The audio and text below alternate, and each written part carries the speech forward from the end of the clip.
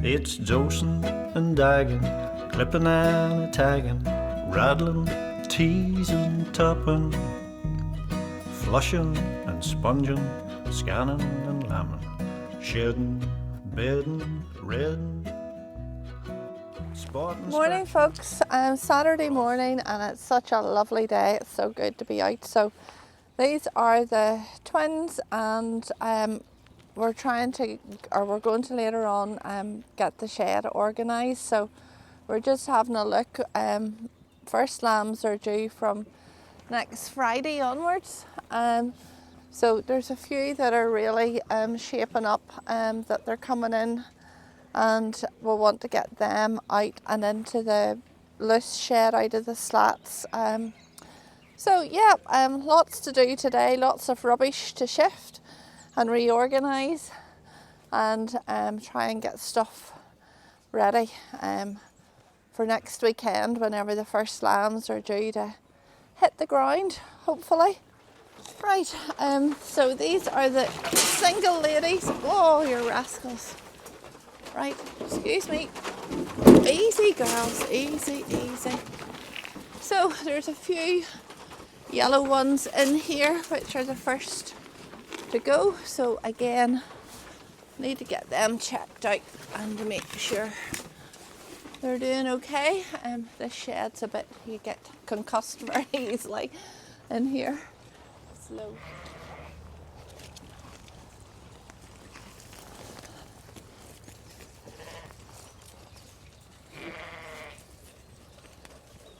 Now, these are the triplet ladies, and just again, quick check this morning, and here's one girlie that's due, and oh, that's a girl. So yeah, they could come in a day or two earlier. This girl we think is yellow because she's really bagging up. That's a girl, but yet there's a trace of blue on her, so yeah, and the blue would put her 2 weeks later. This is the wee field behind the shed that we would have whenever the lamb. So the grass is starting to come away in this far field, so again, too, because it's a nice sunny day and to avoid hopefully twin lamb, we're just putting them out to this field during the day for a few hours. So yeah, extra work, but the things you do to keep everything going right, or to try and keep it going right. Come on, ladies. Good girls. Good girls. Come on.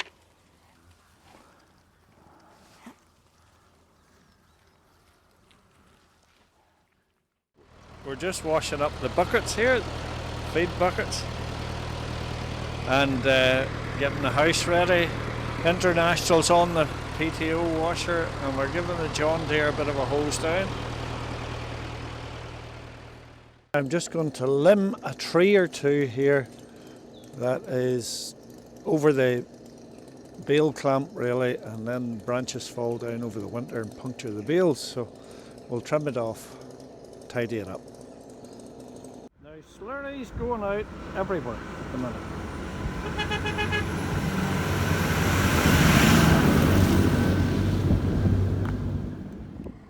And I'm trimming up the roadside here before the cut-off date. And I'm getting a wee bit of slurry put out here.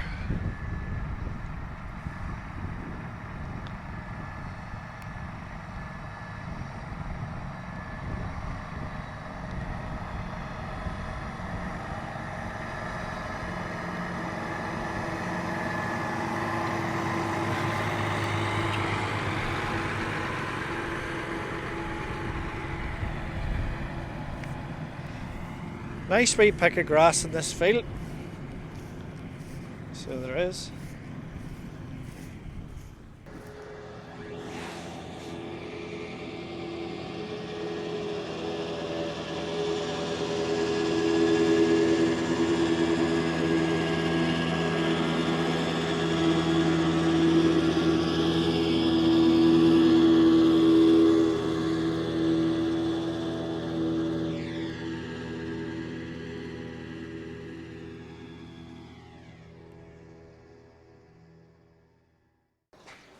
Good morning, folks. This is my first night of sleeping out with the sheep. Triplets over here. Ones are mixed, singles and doubles, due to lamb. The yellow mark on the rump is my first colour for the first week.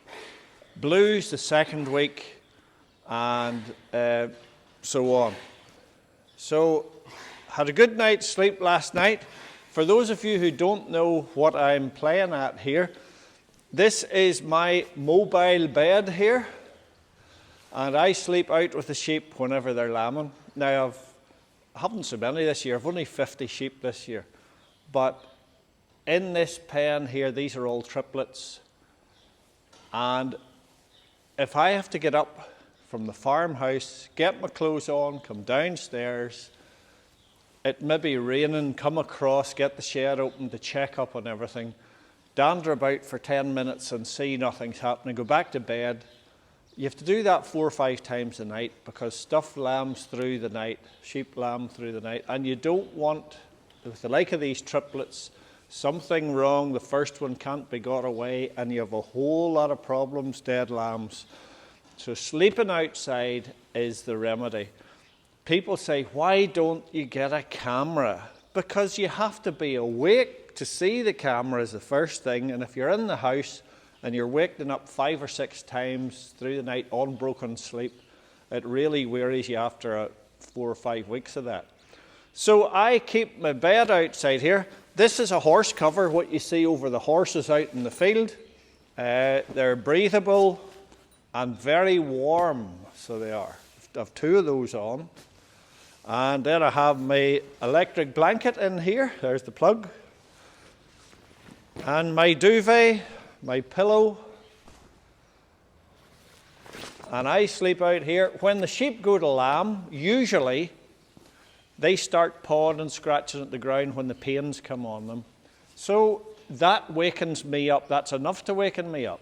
And even sometimes when there's something wrong and the sheep knows it's having trouble, it'll come along to here and stand like this just here and maybe bleat at me when I'm in bed because they get used with me out here. So it's a very strange setup. When you're farming in that way, out with the animals, you see things much clearer than you do if they're just getting up and look out at the field at them. But anyway, that's what goes on. This is my Tupperware box here. I put my clothes in it at night because the damp in the shed goes onto them. So the sheep are ready now to come out and get their meal. So that's shift the bed is the thing.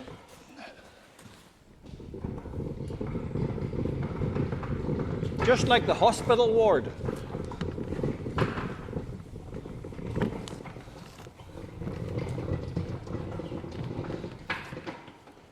Now, that's us girls, ready for out.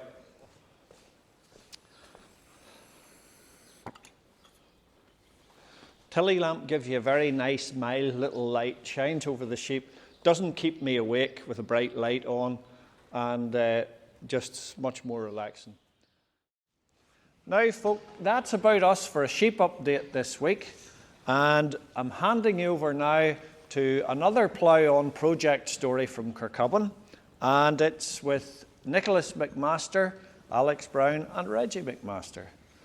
Here we go. My name is Nicholas McMaster and I'm here today with my cousin Alec Brown.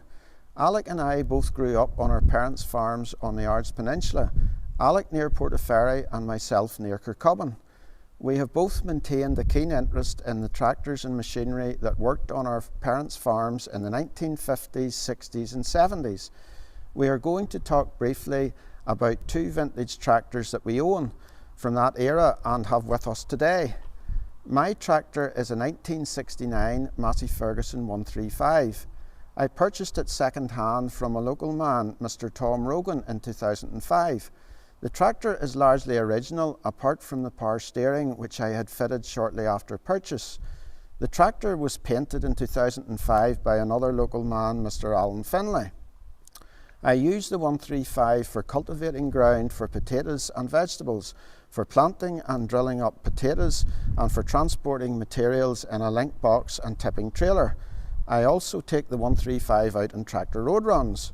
Although only 45 horsepower, I regard the Massey Ferguson 135 as a very useful small tractor, which can still carry out a multitude of light work around a farm. The 135 was part of Massey Ferguson's 100 series range of tractors, launched in December 1964 in London at the Smithfield Show. The range was affectionately known as the Red Giants. Production continued until 1979, reflecting the tractor's popularity. Alec is now going to tell you about his tractor. I bought the tractor from Kenny McMaster. He lives outside Plough. In 2018, I brought her home. She needed a bit of work done to the engine, so Mr. Alan Thompson did that for me. She was in a shade at home, but you could only choose your days when to go out.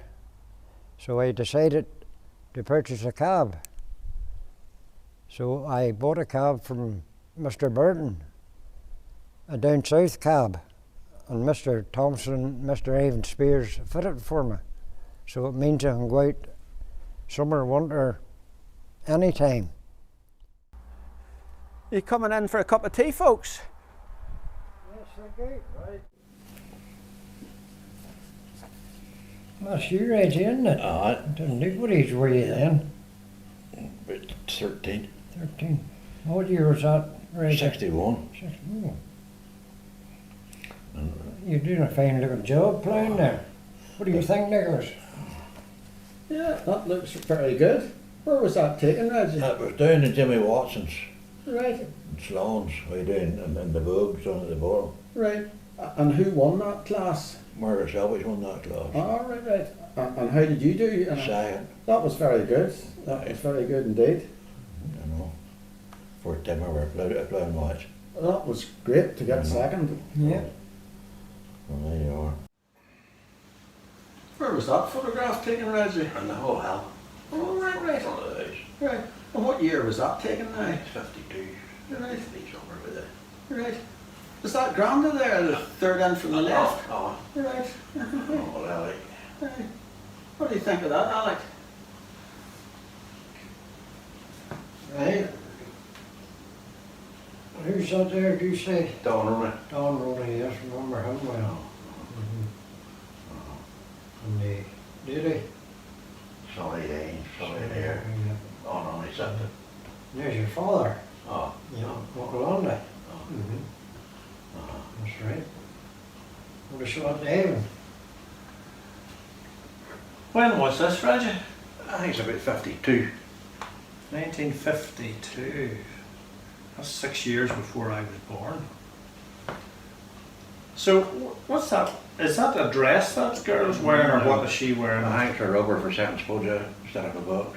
A rubber? A rubber. It's a bag split, and then you do two corners with your hand and butcher. All right, and then, or you could probably sow fertilizer as well. Fertilizer. That just gathered up Mm-hmm. and there you are. There's some crowd involved in sowing planting spuds. 1, 2, 3, 4, 5, 6, 7, 8, 9, 10 on a couple of weans. That's you. Is that you? Alec or Mark Brown. Right.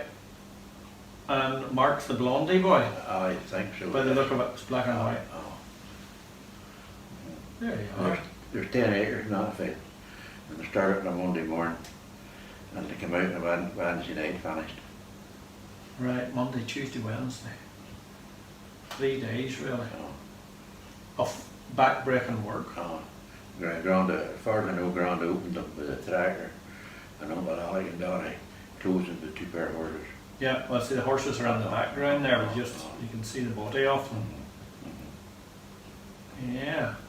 So what's the man on the right standing here? Is that He was showing the fertilizer. the fertilizer as well? Was that just a bag gathered up as well? It was just a bag out over well. And what did you call that? Bone, rubber. A rubber. Rubber. Of the bone where he was showing the decline, you know. Yeah. I might have to, that comes about 200 bags. Men were men then. Aye. And they're all at they're having a picnic there. They're all at the tea, or Well, they'll get the 3 o'clock. that would hardly be coffee. I wouldn't. No. Or no picnic. No, no picnic. No. Nicholas, any more tea, please? Yes, Alec, hang on, I'll bring it over now. Thank you. That's lovely, thank you very much. Okay.